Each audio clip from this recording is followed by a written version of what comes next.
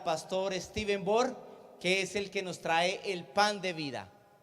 Pastor, gracias por estar con nosotros y instruirnos a través de la palabra de Dios. El tiempo es suyo, pastor.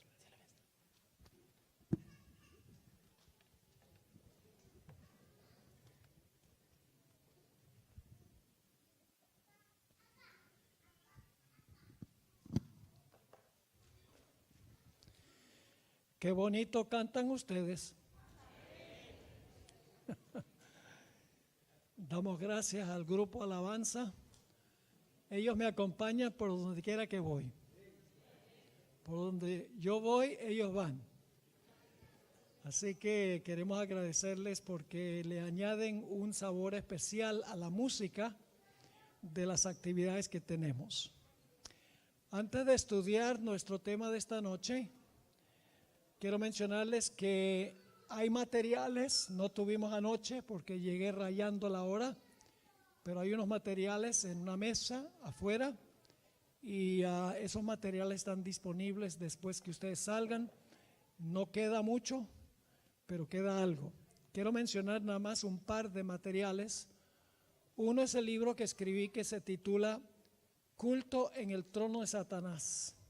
Es sobre la importancia de rendirle culto a Dios conforme a lo que Dios dice en su palabra. Y luego hay un libro sobre Daniel 11, escrito por el doctor Treyer, que muchas veces vino acá a predicar en la Potomac Conference. Es el único libro en español que trata sobre Daniel el capítulo 11, escrito por el doctor Humberto Treyer. Ese libro también hay unos pocos ejemplares. También hay dos USB. Uno tiene más de 2,000 páginas de material escrito de los manuales que he preparado para las clases. Y el otro tiene más de 100 presentaciones en video sobre diferentes temas. Están disponibles allá afuera cuando salgan esta noche. Bien, queremos tener una oración y luego entramos de lleno al tema. ¿Les parece? Amén. ¿Tienen ansias de estudiar la palabra de Dios? Amén. Amén. Oremos. Nuestro Padre y nuestro Dios, te damos gracias por el hermoso día que nos has concedido. Gracias por tu palabra. Gracias porque no andamos en tinieblas en cuanto a lo que está pasando en el mundo. Sabemos exactamente cómo va a terminar todo esto. Así que ayúdanos a serte fieles, sabiendo lo que va a ocurrir. Pedimos tu bendición al estudiar tu palabra esta noche, que no regrese a ti vacía, sino que haga impacto en nuestro ser. Te lo imploramos en el nombre que es sobre todo nombre, el nombre de Jesús. Amén. Quiero comenzar leyendo un texto que encontramos en el libro de Apocalipsis, el capítulo 14 y el versículo 8. Es el mensaje del segundo ángel de Apocalipsis y hace referencia a un poder muy interesante que se encuentra ya en el Antiguo Testamento. Dice allí en Apocalipsis 14 y el versículo 8: otro ángel le siguió diciendo: ha caído Babilonia, la gran ciudad. ¿Cómo se le llama Babilonia? La gran ciudad, porque ha hecho beber a todas las naciones del vino del furor de su fornicación. Ahora, ¿qué despierta en nuestras mentes la palabra Babilonia, específicamente ciudad de Babilonia? ¿Qué nos recuerda eso? Nos recuerda una historia en el libro de Génesis. La historia de la construcción de una ciudad y una torre cuyo nombre llegó a ser Babel, de donde viene la palabra Babilonia. Así que esta noche vamos a hablar no tanto del origen de Babilonia, sino que vamos a hablar del espíritu de Babilonia, que es el espíritu que tendrá el mundo inmediatamente antes de la segunda venida del Señor Jesucristo. Ahora, los medios de comunicación seculares, los científicos, los gobernantes, las instituciones educativas son incapaces de comprender cómo va a terminar el conflicto que existe en este mundo. Porque ellos no creen que Génesis 1 al 11 tiene relatos que ocurrieron literalmente. Ellos creen que la historia de la creación, la historia del diluvio, la historia de Caín y Abel, la historia de la Torre de Babel, en realidad son solamente mitos o leyendas que nunca ocurrieron, se escribieron nada más para nuestro entretenimiento. Como resultado de no aceptar estas historias de Génesis como literales, tampoco pueden entender cómo va a terminar la historia de este mundo. Porque Génesis 11 menciona Babilonia y el libro de Apocalipsis también menciona a Babilonia. Si no creemos que la historia de Génesis ocurrió tal cual está escrita, ¿qué esperanza tenemos de que al final va a haber una Babilonia literal y espiritual que va a jugar un papel en el cumplimiento de las profecías?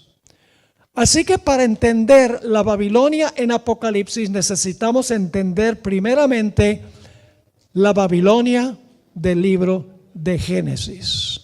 Así que vamos allá. Vamos a Génesis, el capítulo 9 y el versículo 1. Génesis 9 y el versículo 1. Anoche estudiamos sobre el diluvio. Como fue en los días de Noé, así será la venida del Hijo del Hombre. Ahora, cuando Noé y su familia salieron del arca, Dios les dio una orden muy especial que encontramos en este versículo, Génesis 9, 1. Bendijo Dios a Noé y a sus hijos y les dijo: fructificad y multiplicaos, llenad la tierra. Dios le dijo a Noé: dispérsense, habiten en toda la tierra, no se aglomeren en un solo lugar, espárzanse por todo el mundo.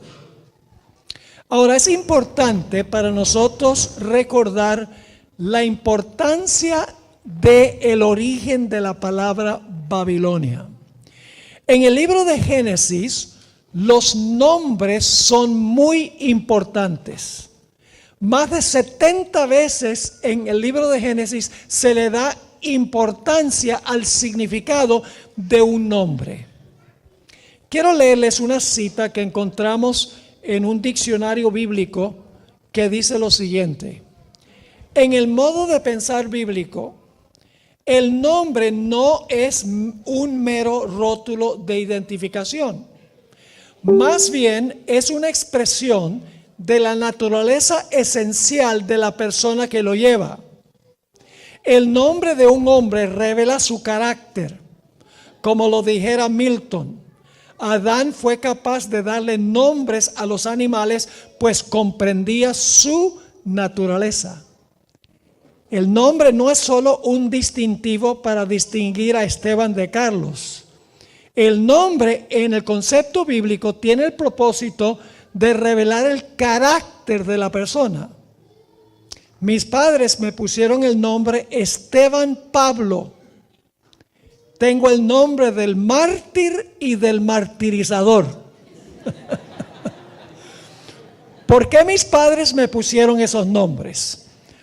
¿Sencillamente porque le parecían bonitos los nombres? No.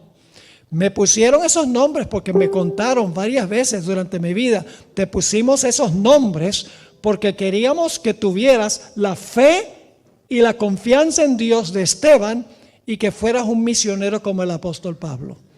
Querían que yo manifestara el carácter de los nombres de esas dos personas. Así que en Génesis los nombres son muy importantes. Por ejemplo, el nombre Eva significa madre de todos los vivientes. Tiene importancia el significado. La palabra Babel significa confusión, porque denota lo que ocurrió allí. La palabra Betel significa casa de Dios, a donde Jacob vio el sueño de la escalera. Dijo, esta es la casa de Dios. La palabra Peniel, a donde Jacob luchó con el ángel, dice que se llama rostro de Dios, porque él dice, he visto a Dios cara a cara y he sobrevivido para contar la historia. El nombre Jacob significa suplantador.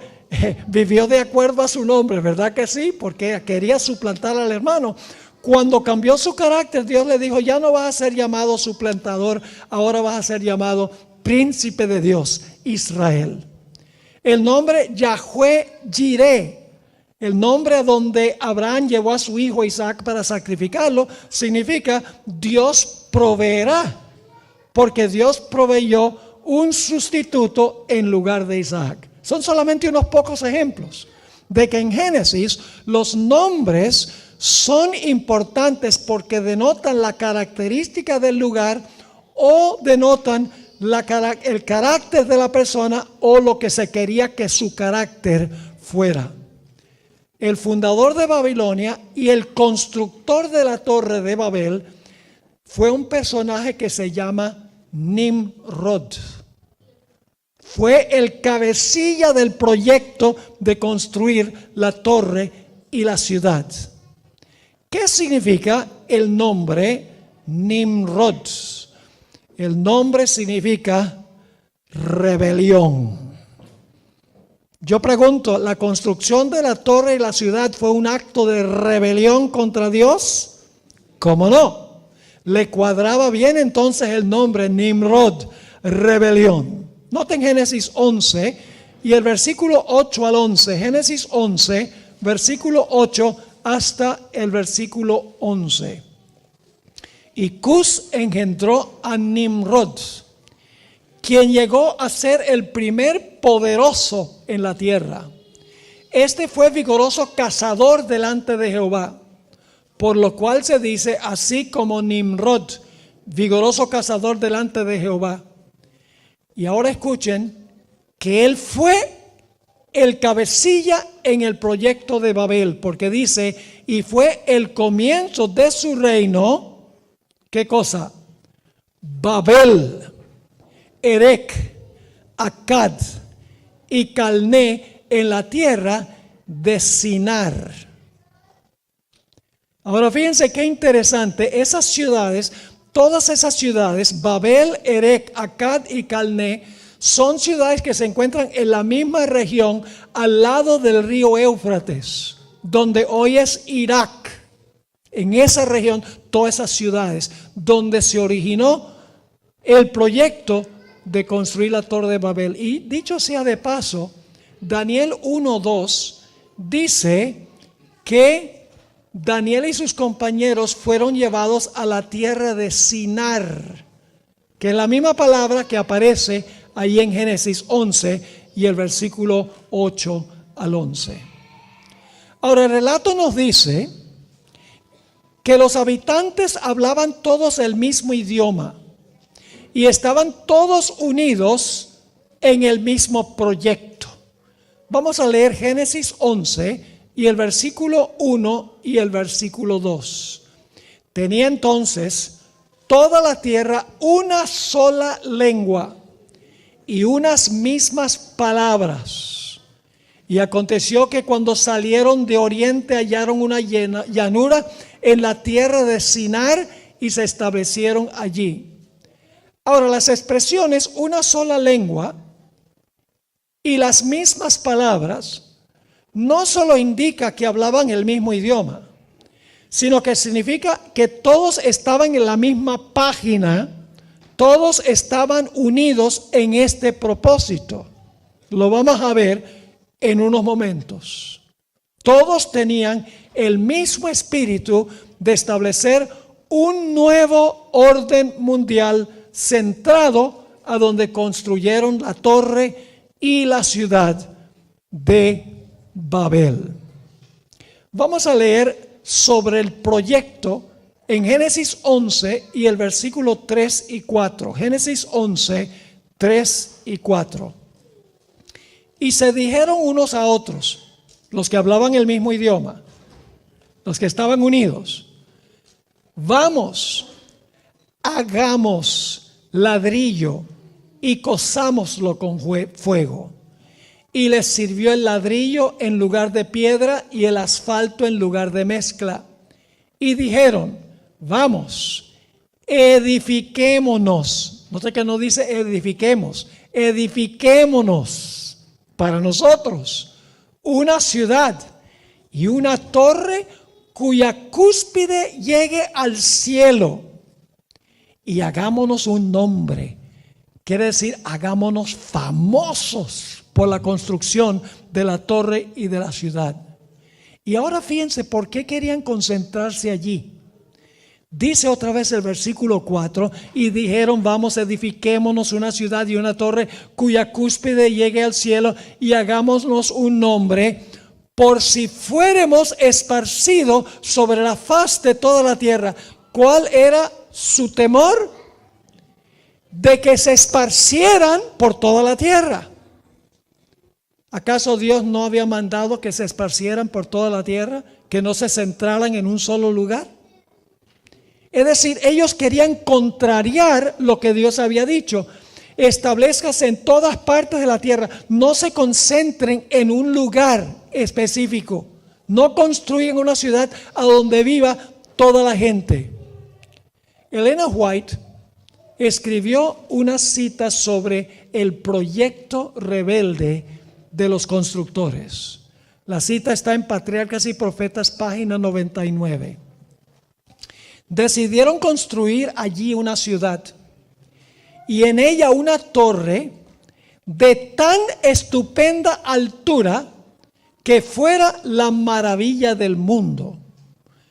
Estas empresas fueron ideadas, ahora escuchen, estas empresas fueron ideadas para impedir que la gente se esparciera en colonias. ¿Qué era lo que no querían? Que la gente se esparciera por toda la tierra. Dios había mandado a los hombres que se diseminaran por toda la tierra, que la poblaran y que se enseñorearan de ella.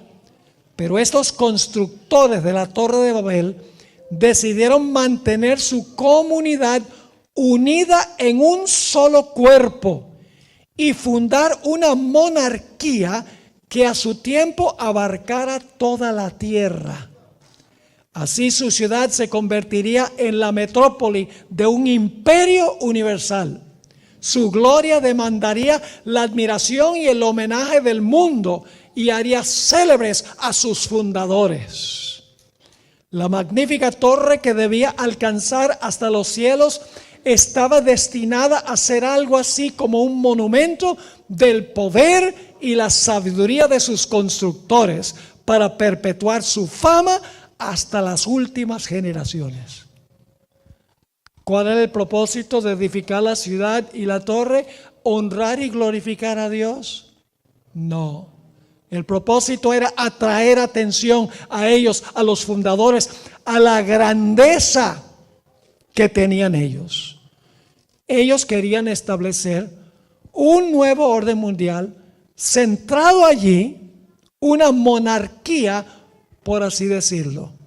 Ahora, ¿por qué querían construir una torre tan alta? En el libro Patriarcas y Profetas, página 112, encontramos la razón. Creyeron que construyendo la torre hasta una altura mucho más elevada que habían alcanzado las aguas del diluvio. ¿Cuál era su propósito? Construir una torre que alcanzaba más alto que las aguas del diluvio. Pensaban colocarse a sí mismos más allá de todo peligro. Dudaron de la promesa de Dios. Dios había prometido que no iba una vez más a destruir la tierra por un diluvio. Pero no creyeron la palabra de Dios. querían salvarse a sí mismos. En Babel se origina la salvación por obras propias, pero tenían otro propósito. No solamente para salvarse en caso de que hubiese un diluvio, que Dios había prometido que no iba a haber, sino que la sierva de Dios sigue diciendo, y al poder ascender a la región de las nubes, esperaban descubrir la causa del diluvio.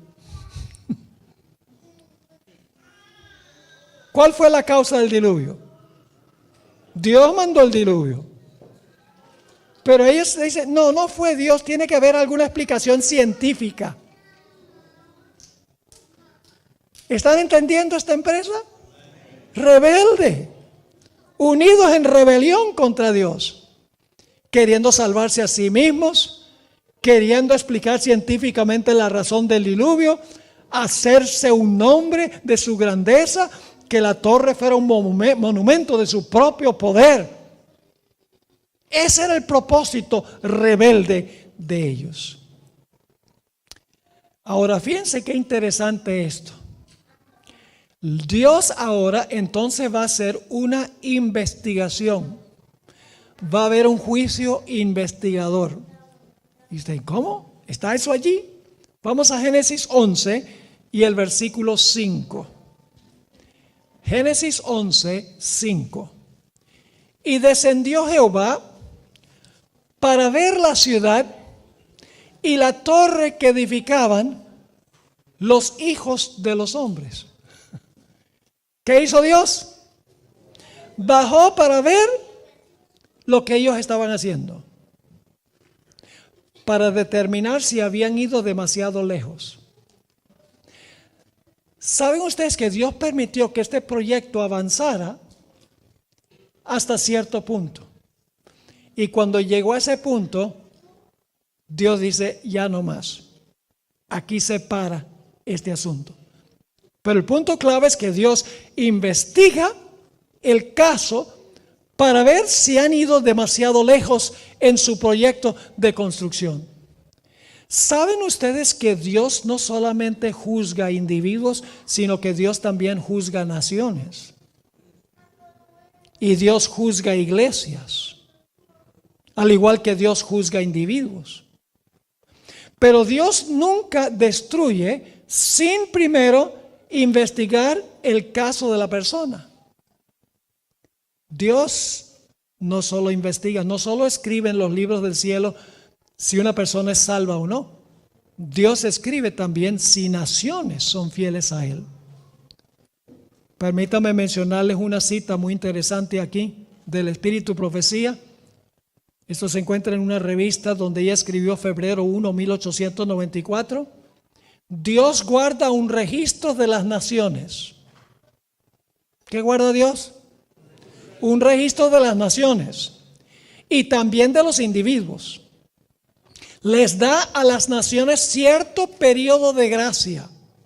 Le concedió Dios suficiente tiempo para que construyeran parte de la torre y parte de la ciudad, ¿sí o no? Entonces yo voy a permitir, pero cuando lleguen a cierto punto, la copa se colmó. Así que sigue diciendo, les da a las naciones cierto periodo de gracia y les concede evidencias de sus requisitos, de su supremacía, y les da a conocer sus leyes que deben ser la base del reino de Él en el gobierno de las naciones. ¿Dios le dio mucha luz a los antediluvianos antes de destruir el mundo? ¿Quién le dio la luz? Dios a través de Noé. Lo vimos anoche. Sigue diciendo, todo esto lo hace Dios a fin de que las naciones paganas no sean destruidas sin haber recibido una advertencia y luz. Pero después de haberles dado evidencia y luz, si aún persisten en su insolencia contra Él, entonces estando, escuche, colmada la iniquidad de ellos, como en el caso de los amorreos, Dios toma las cosas en sus propias manos y ya no retiene sus juicios. Dios guarda un registro de las naciones. ¿Saben que Dios está llevando un registro de los Estados Unidos de América? Y va a llegar un momento en que los Estados Unidos va a colmar la copa y Dios va a decir no más. Escuchen lo que dice esta cita en Eventos de los Últimos Días, página 136. El pueblo de los Estados Unidos ha sido un pueblo favorecido. Mucha luz en este país. Pero cuando restrinjan la libertad religiosa, renuncien al protestantismo y apoyen al papado, la medida de su culpa se habrá completado. Y en los libros del cielo se registrará apostasía nacional. Y en otra cita, la hermana White dice que lo que está escrito en los libros, apostasía nacional, llevará a la ruina nacional. Como pasó en la construcción de la torre y la ciudad, Dios permitió que siguieran su proyecto. Cuando llegó a cierto punto, Dios dijo, la gracia se cerró y se derribó el muro y dejaron de construir la ciudad. Dios descendió para ver si habían ido demasiado lejos. Y mañana, cuando hablemos de Sodoma y Gomorra, encontramos que Dios también dice, descenderé y veré si han ido demasiado lejos o no las ciudades. Primero viene una investigación, mucha luz antes de la destrucción. Yo pregunto, ¿va a dar Dios una abundante luz al mundo antes de que el Señor Jesucristo destruya el mundo? ¿Han leído Apocalipsis 18, donde dice, descendió un ángel del cielo poderoso y toda la tierra se iluminó de su gloria? Se conoce como el fuerte clamor, empoderado por el Espíritu Santo. Y entonces el mundo ya no tendrá excusa en rechazar la verdad. Ahora, después que Dios ve el proyecto, entonces Dios ahora, a la luz de lo que ha visto, ahora da la sentencia o el veredicto. Génesis 11, 6 y 7. Y dijo Jehová, he aquí el pueblo es ¿qué? ¿Qué quiere decir eso? El pueblo es uno. Yo pregunto, ¿la rebelión también es capaz de unirse? ¿Satanás es capaz de unir a la raza humana en rebelión? Oh, sí, claro que sí. He aquí el pueblo es uno. Y todos estos tienen un solo lenguaje. Están en la misma página, en otras palabras, en este proyecto rebelde. Y han comenzado la obra. Y nada les hará desistir ahora de lo que han pensado hacer. Ahora pues, descendamos y confundamos allí su lengua para que ninguno entienda el habla de su compañero. Dios al veredicto dice, ya han ido, yo he visto, han ido demasiado lejos ya. Descendamos y confundamos sus lenguas para que el proyecto se acabe. Y así hicieron. Y ustedes pueden imaginarse cómo habrá sido eso. Me hubiera gustado estar ahí. Porque la hermana White dice que la torre había alcanzado ya cierta altura. No es cuando comenzaron el proyecto. Ya había alcanzado cierta altura significativa. Y los que estaban arriba le pedían, había estaciones, le pedían a los que siguen, mándanos un poco de ladrillos de esos. Y entonces esos se comunicaban con los de abajo, entonces subían todos los materiales. Imagínense que los de arriba dicen, send me some bricks. Y el que está abajo, ¿qué fue lo que dijiste? Imagínense ustedes la confusión. Todos los idiomas del mundo vienen de Babel. La gente dice, ¿qué idioma vamos a hablar en el cielo? Yo digo que es inglés. Porque los gringos no son capaces de aprender ningún otro idioma. Así que Dios va a tener misericordia. ¿Están entendiendo esto? Así que Dios dice, ahora yo voy a confundir sus lenguas para acabar con este proyecto. Y la hermana White dice que Dios mandó un rayo del cielo que tumbó la parte de arriba de la torre que estaban construyendo. Leamos Génesis 11, 8 y 9.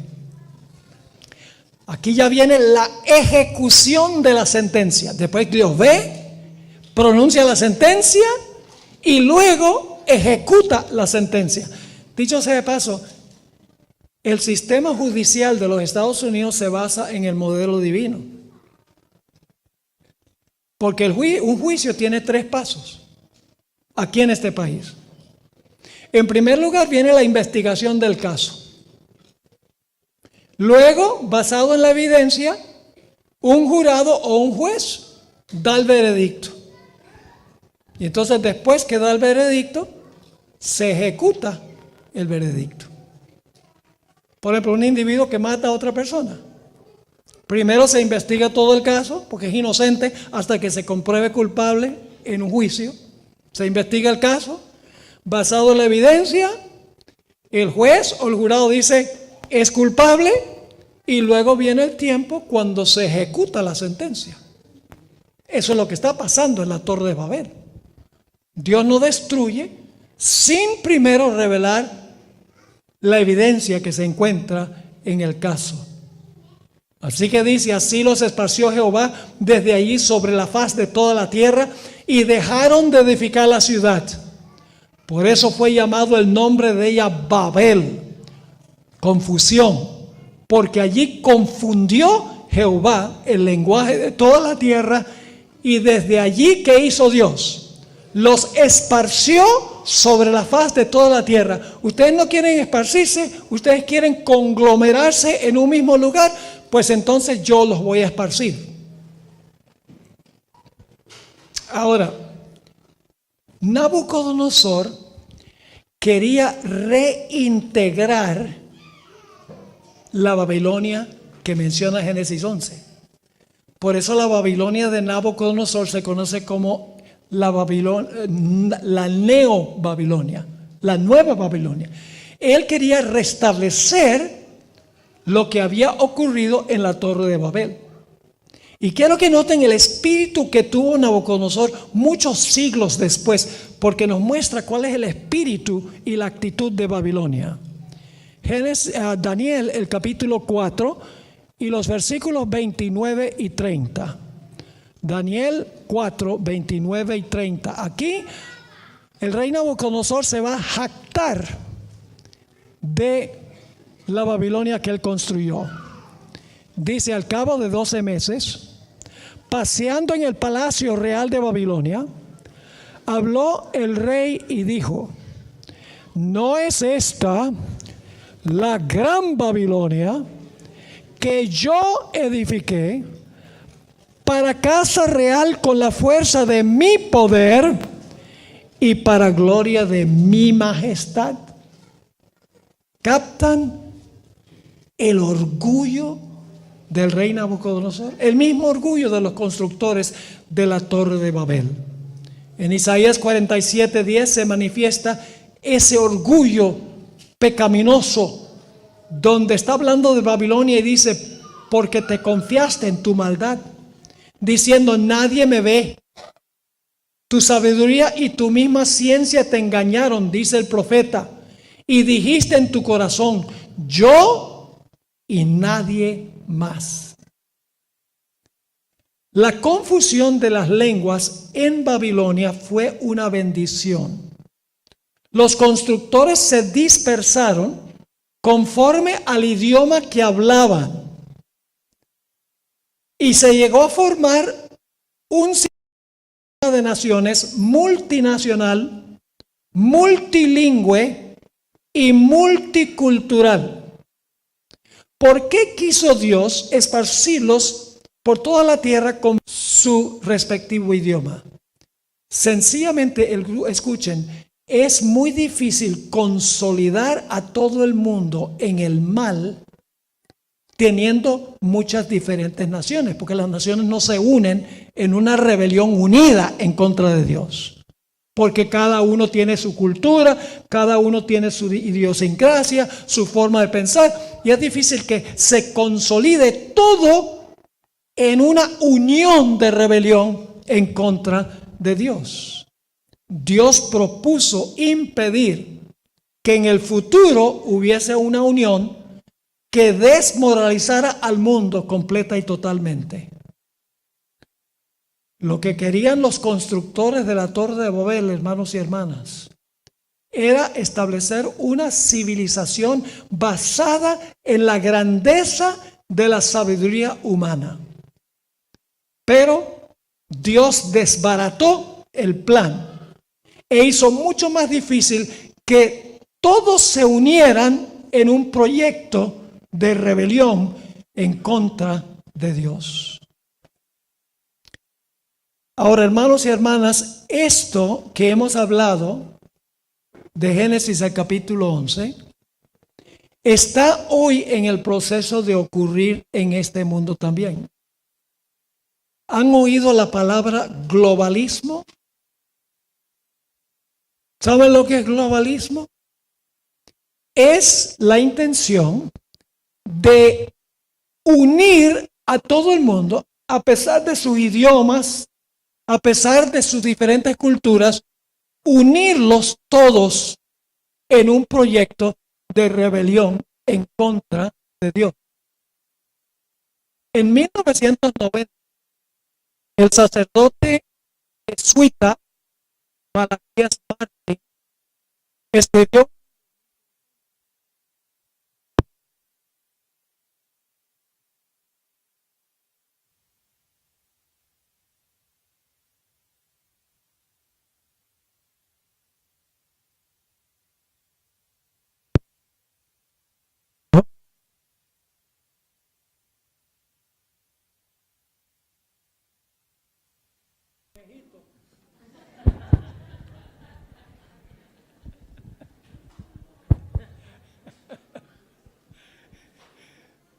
Ok, mucho mejor. Como mencioné, en el año 1990, el sacerdote jesuita Malachi Martin escribió un libro muy interesante que posiblemente muchos recuerdan, Las llaves de esta sangre. Y quiero leerles una cita que él presentó. En ese tiempo todavía no había caído el comunismo, el muro de Berlín no había caído. Y él escribió en el libro que hay una competencia entre tres sistemas en el mundo: comunismo, capitalismo y la iglesia romana. Y él dice, hay uno solo que va a ganar esa competencia. Fíjense lo que escribió. Hay una gran similitud que comparten estos tres competidores geopolíticos. Cada uno de ellos tiene en mente un gran designio para un solo gobierno mundial. ¿El comunismo quiere un solo gobierno mundial? Sí. ¿El capitalismo también? Sí. ¿La iglesia romana también? ¿Quiere que todo el mundo se maraville en pos de la bestia? Sí. Sigue la cita.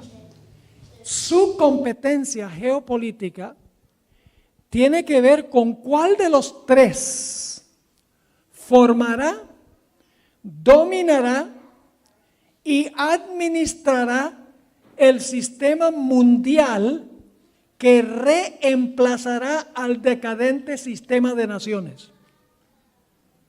No sé si captaron esa cita extraordinaria.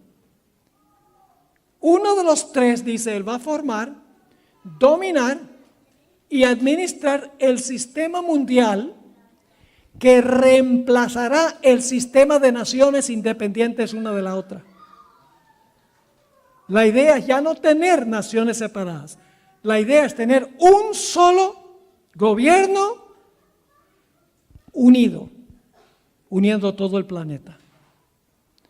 Ahora, Martin no albergó dudas en cuanto a cuál de los tres iba a establecer ese nuevo orden mundial centrado en una ciudad específica. Quiero leerles lo que él escribió en el mismo libro, página 11 y 12. Una vez que la competencia se haya decidido,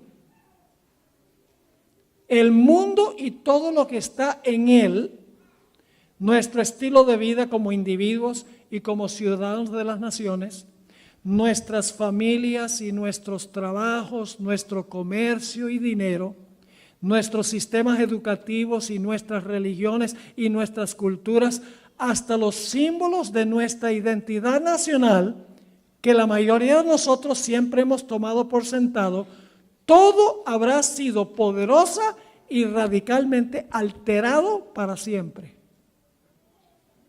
Es decir, cuando termine la competencia entre los tres y uno tenga el poder para unir a todo el mundo, nuestro estilo de vida como individuos, como ciudadanos, como familias, nuestros trabajos, nuestro comercio, nuestro dinero, nuestros sistemas educativos, nuestras religiones, nuestras culturas y aún los símbolos de nuestros países, que son las banderas. Todo habrá sido cambiado para siempre, escribió. Y luego escribió esto: nadie puede quedar exceptuado de sus efectos. Ningún sector de nuestras vidas permanecerá intacto. Nadie que esté familiarizado con los planes de estos tres rivales tiene ninguna duda de que solamente puede ganar uno de ellos. ¿Cuál de los tres creen ustedes que él dice que va a establecer este nuevo orden mundial? ¿El comunismo? No. ¿El capitalismo? No. El capitalismo está en vías de desaparecer, porque todo se corrompe con el paso del tiempo. ¿Quién dice él que va a ganar? El poder papal. Y eso lo dice la Biblia. Vayan conmigo a Apocalipsis 17, 1 al 6. Apocalipsis 17, 1 al 6. Hoy en día la gente cree que son los Estados Unidos y otros países, Irán y China, y eso dice, esos son los problemas que hay. Pero detrás del telón está el poder papal, orquestando todo. Fíjense lo que dice Apocalipsis 17, 1 al 6. Vino entonces uno de los 7 ángeles que tenía las 7 copas y habló conmigo diciéndome: ven acá y te mostraré la sentencia. ¿Contra quién? Contra la gran ramera, la que está ¿qué? Sentada sobre muchas aguas. Solo lo voy a leer enfatizando algunas expresiones y luego vamos a interpretar. Con la cual han ¿qué? Fornicado, ¿quiénes? Los reyes de la tierra y los moradores de la tierra se han embriagado con el vino de su fornicación. Y me llevó en el espíritu al desierto, vi a una mujer sentada sobre una bestia escarlata llena de nombres de blasfemia, que tenía 7 cabezas y 10 cuernos. Y la mujer estaba vestida de púrpura y escarlata, y adornada como de oro, de piedras preciosas y de perlas. Y tenía en la mano un cáliz de oro lleno de abominaciones y de la inmundicia de su fornicación. Y en su frente un nombre escrito, un misterio. ¿Cómo es que se llama? ¿Tiene algo que ver con Génesis 11? Obvio que sí. Así que dice, un nombre escrito, un misterio: Babilonia la grande, la madre de las rameras y de las abominaciones de la tierra. Vi a la mujer ebria de la sangre de los santos y de la sangre de los mártires de Jesús. Y cuando la vi, quedé asombrado con gran asombro. Ahora, ¿qué sistema representa esta ramera? antes de mirar las características para identificar qué sistema es el sistema que se describe aquí, necesito decirles que no solamente se van a unir la ramera, los reyes, las aguas que son las muchedumbres, sino que también los comerciantes del mundo se van a unir con este sistema. Porque Apocalipsis 18:3 dice, porque todas las naciones han bebido del vino del furor de su fornicación, y los reyes de la tierra han fornicado con ella, y los ¿qué? Los mercaderes de la tierra se han enriquecido de la potencia de sus deleites. Esto está hablando de una unión mundial de todos los sectores: religión, política, comercio, etcétera. Vamos a identificar qué representa la ramera. ¿Qué representa una mujer en las profecías? Una mujer representa la iglesia. Maridos, amad a vuestras mujeres como Cristo amó a la iglesia. Pero ¿qué representa una mujer ramera? Una mujer pura representa una iglesia pura. ¿Qué representa una mujer ramera? Representa una iglesia ¿qué? Apóstata. ¿Qué representa las aguas sobre las cuales se sienta la ramera? No hay que adivinar, porque el versículo 15 dice, las aguas que ha visto representan multitudes, naciones, lenguas y pueblos. ¿Qué significa el acto de sentarse? Significa que gobierna sobre ellas. Es decir, la ramera gobierna sobre las muchedumbres del mundo. Y dice que fornica ¿con quiénes? Con los poderes políticos de la tierra. Es una iglesia que tiene que estar metida en la política. Un sistema político religioso, podríamos decir. Es una iglesia que le da vino a todo el mundo. El vino representa sus falsas doctrinas y enseñanzas. Es una iglesia que está vestida de púrpura y escarlata. Son sus colores predilectos. ¿Pueden pensar de una iglesia cuyos colores predilectos son púrpura y escarlata? La iglesia romana, papado. Es una iglesia rica y ostentosa porque tiene mucho oro, plata y piedras preciosas. Es una iglesia de donde nacieron hijas, porque es la madre de las rameras. Y sigue las características. Es una iglesia que en su historia está manchada de sangre. Ha sido un poder perseguidor de los fieles de Dios. ¿Cuántas iglesias en el mundo cuadran con estas características? Una iglesia que apostató, que gobierna sobre muchedumbres, naciones, lenguas y pueblos, es decir, es una iglesia mundial, universal, que une la iglesia con los poderes civiles del mundo, que le da sus falsas doctrinas a todas las naciones del mundo, cuyos colores son púrpura y escarlata, que es una iglesia rica y ostentosa, una iglesia de donde nacieron hijas, que son las iglesias protestantes que nacieron de ella en el siglo XVI y que tiene una historia de haber perseguido a los fieles de Dios. ¿Cuántas iglesias le cuadra esa descripción?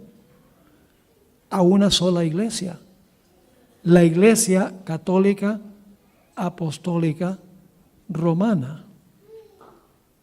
¿Quién va a ganar esta competencia según las profecías? No es el comunismo, no es el capitalismo, es el papado, Roma papal. ¿Saben ustedes? El Papa Francisco I ha dicho que es necesario eliminar el sistema de las naciones, muchas naciones, Por eso habla de inmigración libre. Dice, no debe haber muros, no debe coartarse la inmigración, porque él sabe que cuando hay inmigración libre, una nación pierde su patriotismo. Porque viene gente de muchas culturas y muchos idiomas, y entonces la cultura del país se diluye. Y él no quiere, ahora yo no estoy en contra de la inmigración, no me entiendan mal.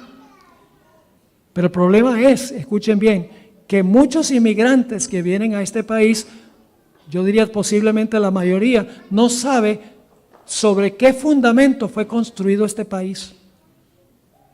Porque vienen de países católicos, a donde la iglesia y el Estado son uña y mugre. ¿Sí o no? Los Estados Unidos fue edificado sobre el principio de que hay libertad de expresión, libertad de cultos, que el gobierno no puede meterse en asuntos de religión. Y por eso este país ha tenido libertad. Pero muchos de los que vienen no conocen esos principios sobre los cuales fue edificado el país. Y traen mucha de la ideología que tenían en sus países. Por eso yo digo, es necesario que los que inmigran a los Estados Unidos aprendan bien los fundamentos sobre los cuales fue edificado este país. Porque es algo radicalmente diferente que cualquier otro país. Los principios, separación de iglesia y Estado, libertad de expresión, libertad de reunirse en culto sin interferencia del gobierno. El Papa ha hablado del bien común y ha hablado de que se debe eliminar el sistema de las naciones y todo el mundo debe ser como un nuevo orden mundial. Tengo muchos escritos que no voy a leer ahora. ¿No es cierto que vivimos nosotros en un mundo básicamente unido? Déjenme darles algunos datos. Vivimos en un mundo a donde la transportación de un lugar a otro puede hacerse rápidamente. Ya el mundo es un mundo. Yo pertenezco a el club de American Airlines. ¿Sabe cómo se llama? One World. El mundo está unido por la transportación. Además de eso, ya no es necesario, hermanos y hermanas, aprender los idiomas de otros países. Porque hay aplicaciones a donde usted puede conseguir instantáneamente la traducción de un libro, de un idioma a otro. Vivimos en un mundo a donde las economías están todas entrelazadas. Los bancos de los países están todos interconectados. El mundo está unido por la comunicación también, por medio de cosas como Skype, correo electrónico, mensajes de texto, WhatsApp, Zoom, teléfonos celulares, Twitter, Facebook, YouTube. Une a todo el mundo. Sabemos lo que ocurrió en el otro lado del mundo en un instante. Los tratados de libre comercio han unido también al mundo. Todas las naciones están hablando de la necesidad de resolver el problema del cambio climático, etc. Pero escuchen bien, Dios tendrá la última palabra. Lo que sucedió en el diluvio va a suceder en el momento de la séptima plaga del libro de Apocalipsis. Así como se derrumbó la torre y fueron esparcidos aquellos que estaban involucrados en ese proyecto, en la séptima plaga Dios dice, ahora voy a intervenir yo y voy a acabar con este plan de vivir como si no hubiese Dios. En Apocalipsis 16, 17 al 21, dice: el séptimo ángel derramó su copa por el aire y salió una gran voz del templo del trono diciendo: hecho está. Entonces hubo relámpagos y voces y truenos y un gran temblor de tierra, un terremoto tan grande cual no lo hubo jamás desde que los hombres han estado sobre la tierra. Y ahora escuchen, y la gran ciudad fue dividida. ¿En la Torre de Babel estaban todos unidos, sí o no? Sí. ¿Pero Dios causó división? Sí. La gran ciudad fue dividida en 3 partes y las ciudades de las naciones cayeron y la gran Babilonia vino en memoria delante de Dios para darle el cáliz del vino del ardor de su ira. Y toda isla huyó, los montes no fueron hallados, cayó del cielo sobre los hombres un hermoso, enorme granizo, como del peso de un talento, y los hombres blasfemaron contra Dios por la plaga del granizo, porque su plaga fue sobremanera grande. Así como Babilonia cayó en el libro de Génesis, y Dios destruyó el proyecto que ellos tenían, de la misma manera va a suceder al final de la historia. Quiero leerles una cita interesante del Espíritu Profecía. Está en Eventos de los Últimos Días, página 140. El tal llamado mundo cristiano será el teatro de acciones grandes y decisivas. Hombres en posiciones de autoridad pondrán en vigencia leyes para controlar la conciencia. ¿Leyes para qué? Leyes para controlar la conciencia. Y sigue diciendo la cita, siguiendo el ejemplo del papado. Babilonia, piensa el nombre, Babilonia hará que todas las naciones beban del vino del furor de su fornicación. Escuchen esto. Toda nación se verá envuelta. ¿Cuántas naciones? Todas. Acerca de ese tiempo, Juan el revelador declara, y luego cita varios versículos de Apocalipsis 17 y 18. Estos tienen un mismo propósito. Ahora escuchen esto. Habrá un vínculo de unión universal. ¿Un vínculo de qué? Unión universal. Una gran armonía.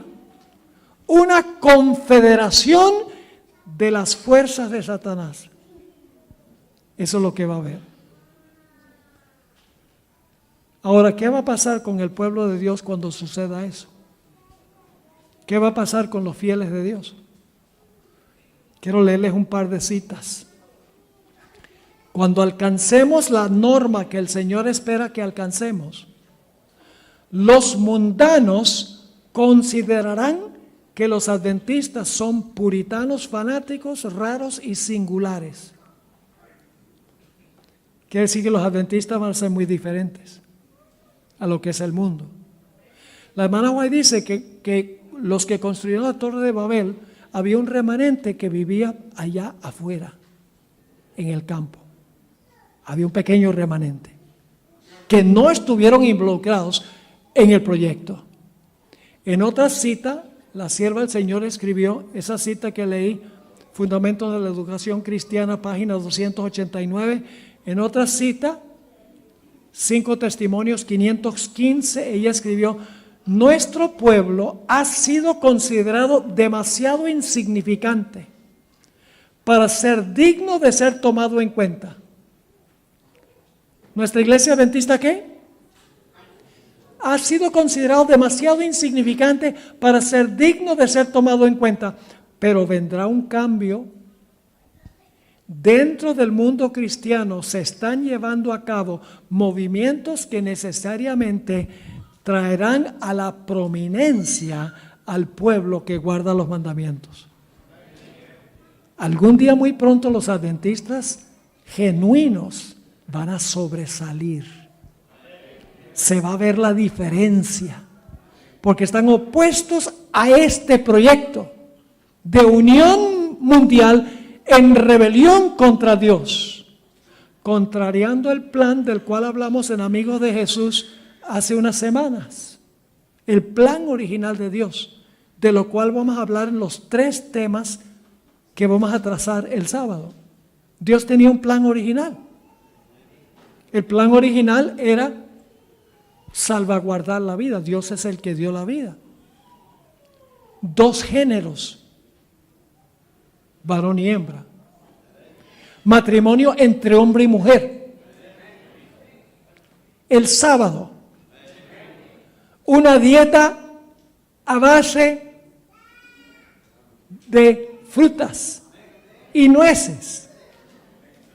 Yo pregunto, el mundo ha cambiado radicalmente todo lo que Dios estableció en la creación. Todo lo ha cambiado. Ha cambiado la verdad a la mentira. Expresión que se usa en Romanos el capítulo 1. Y cuando el pueblo de Dios se pare y el mundo vea que es diferente, el mundo repentinamente va a decir, ajá, esta gente es diferente. Y ahora escuchen lo que dice la sierva de Dios que va a pasar. Los que honran el sábado de la Biblia serán denunciados como enemigos de la ley y del orden, como quebrantadores de las restricciones morales de la sociedad y por lo tanto causantes de anarquía y corrupción que atraen sobre la tierra los altos juicios de Dios. Sus escrúpulos de conciencia serán presentados como obstinación, terquedad y rebeldía contra la autoridad. Serán acusados de deslealtad hacia el gobierno. Los ministros que niegan la obligación de observar la ley divina predicarán desde el púlpito que hay que obedecer a las autoridades civiles porque fueron instituidas por Dios. En las asambleas legislativas y en los tribunales se calumniará y condenará a los que guardan los mandamientos. Se falsearán sus palabras y se atribuirán a sus móviles las peores intenciones. Ahora yo pregunto, ¿qué debemos estar haciendo nosotros como adventistas del séptimo día en este tiempo cuando el mundo se está uniendo? Nosotros también deberíamos estarnos uniendo. ¿Pero qué ha hecho Satanás? Satanás ha dividido la iglesia. Dividido la iglesia en asuntos doctrinales. La Biblia dice una cosa, pero en la iglesia se quiere hacer otra cosa. La hermana White dice que la única unidad verdadera que puede haber es unidad en la vasta plataforma de la verdad, como se encuentra en la Biblia. La unidad no es, let's just get along. Vamos sencillamente a llevarnos bien. No puede haber unidad sin que sea en la plataforma de la verdad, como se encuentra en la palabra de Dios, como se encuentra en el plan de Génesis. En el primer tema del sábado yo voy a repasar lo que estudiamos en Amigos de Jesús, porque es la primera parte de lo que vamos a estudiar el sábado. Voy a trazarles en repaso breve todo el plan de Dios en Génesis 1. Los seres humanos han cambiado todito. No queda un vestigio de nada de lo que era el plan original de Dios. Entre una de esas cosas era, y mujeres no se me ofendan, que el hombre debía ser la cabeza. Tanto en la iglesia como en el hogar. Y los hombres dicen amén. Pero escuchen bien, si el esposo ama a la esposa no va a tener ningún problema en que el esposo sea la cabeza. Eso no le da rienda suelta a los hombres para decir, aquí mando yo.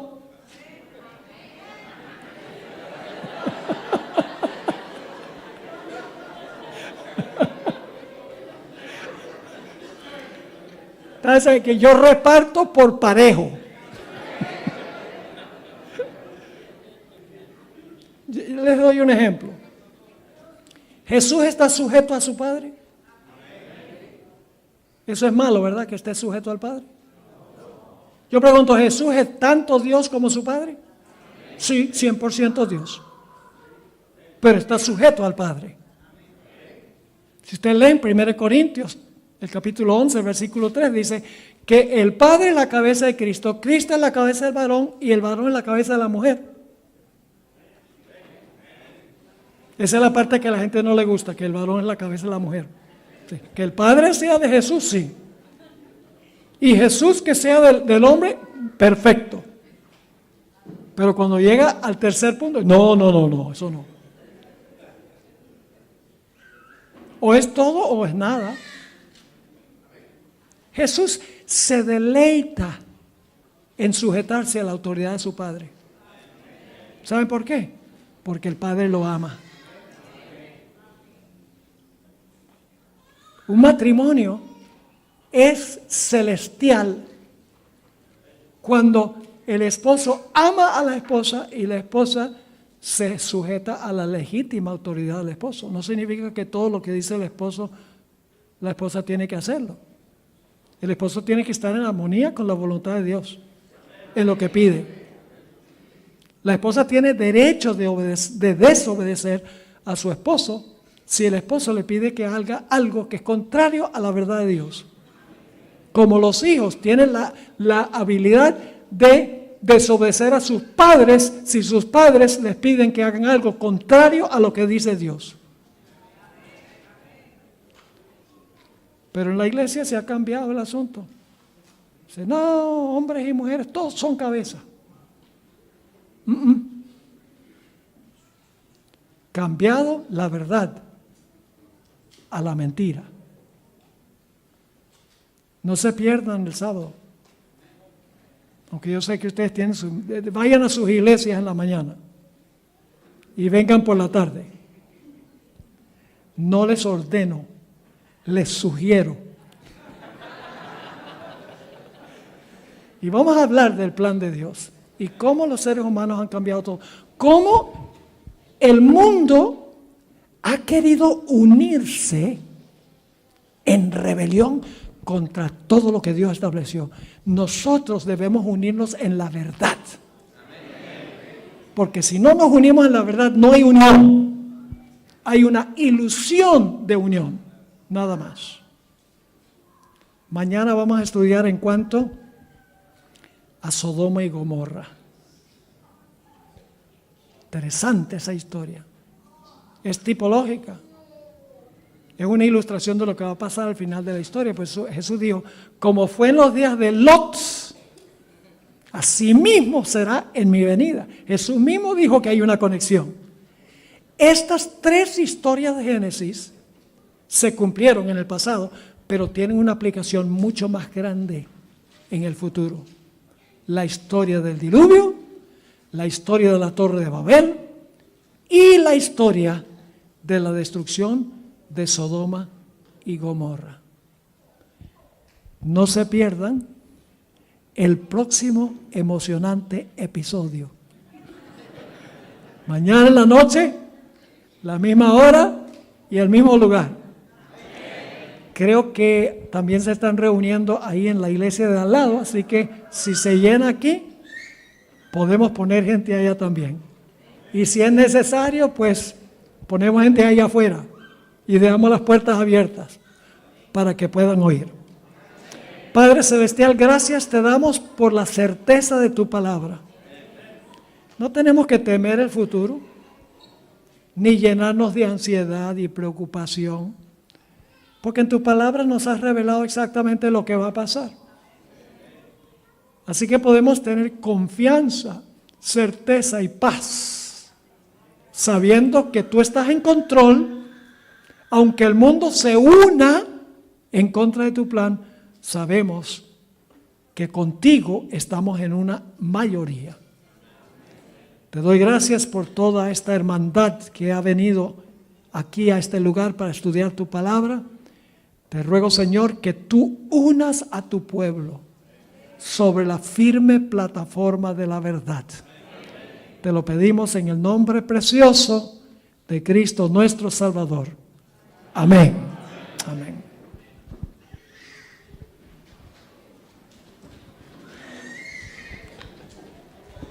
¿Cuántos estamos agradecidos por el tema de esta noche, por el pastor?